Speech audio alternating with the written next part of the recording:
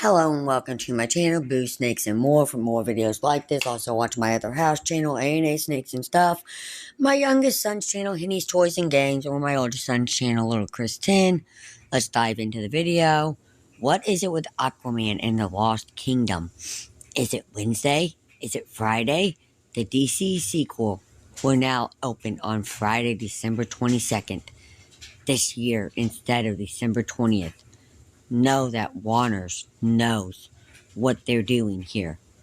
They turned Aquaman back in 2018 into the highest grossing DC movie of all time at $1.15 billion. That movie launched on Saturday and Wednesday with previews and after an official opening on a Friday. December 21st cleared over $105 million at the domestic box office by Christmas Day, which fell on a Tuesday that year. What they do here with the immediate shift is they capture more gross closer to the Christmas Day Monday when moviegoing shifts into high gear. It's a 4-day holiday weekend. Aquaman ended its stateside run at $335 million.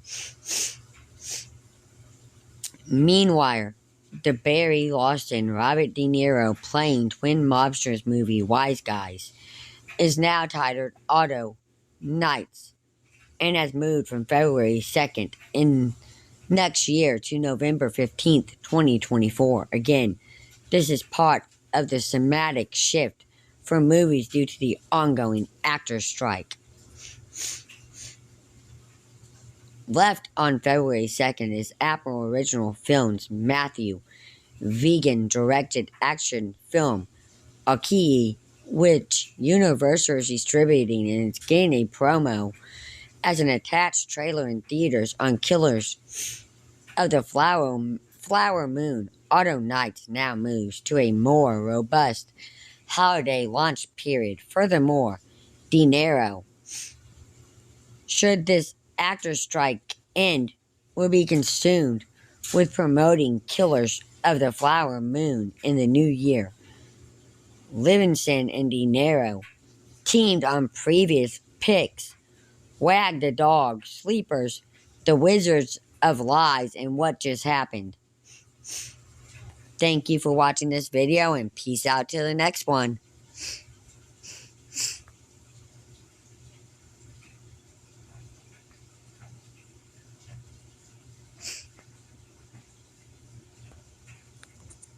What that means.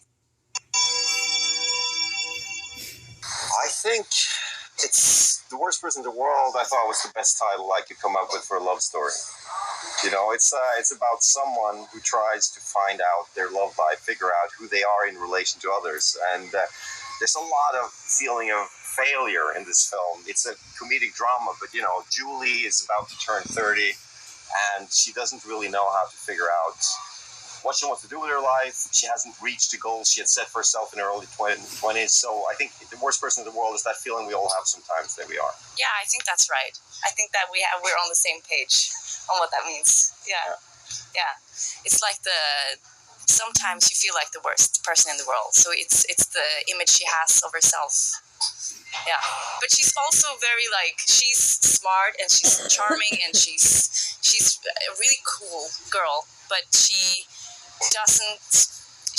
not figuring out what to do and how to live her life. And I think that Joachim also he made a good portrait of the time we're living in, even though that's hard to see when you're living in it. It's like things are changing all the time. You get so much information from everywhere.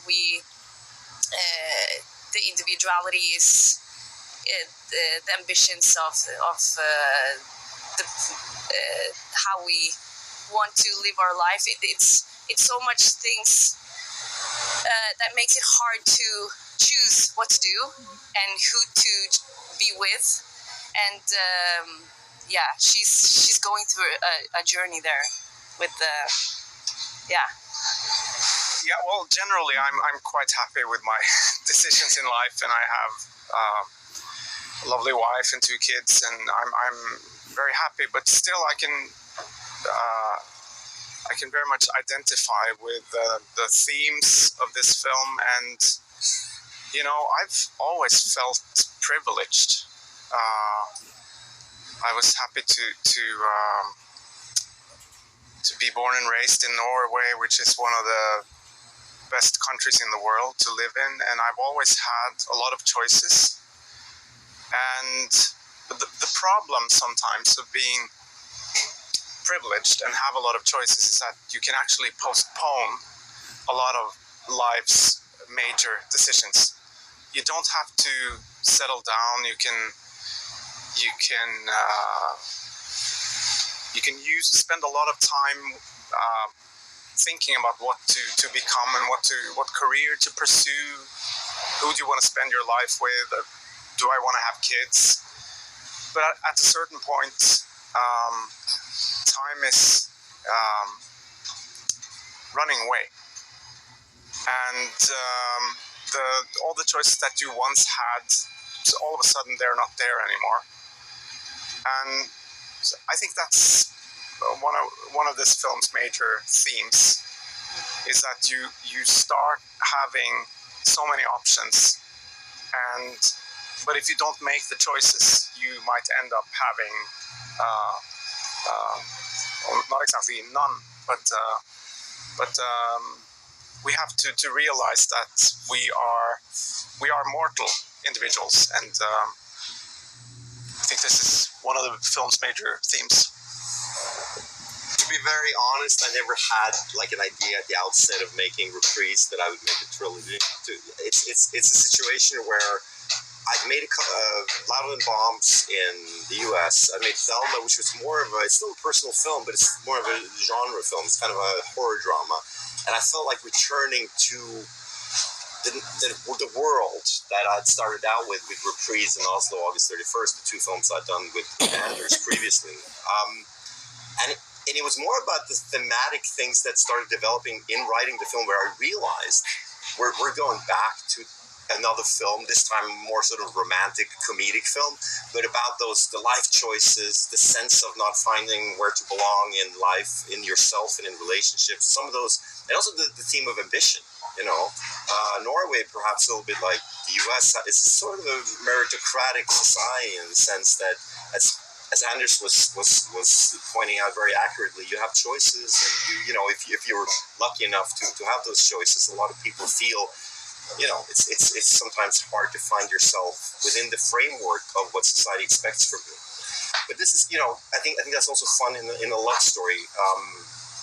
At least in the lives of the friends I have, you know, a lot of the biggest drama, the biggest, you know, source of grief and happiness is the love story. You know, the idea of that in cinema is also great. You know, the US screwball comedies of the 30s and 40s. We're in France, you know, Eric Romero's wonderful films of the 70s and 80s. I think there's a great tradition of sort of using the romantic framework of a story to really ask some more existential questions. Thank you for watching the video, and peace out to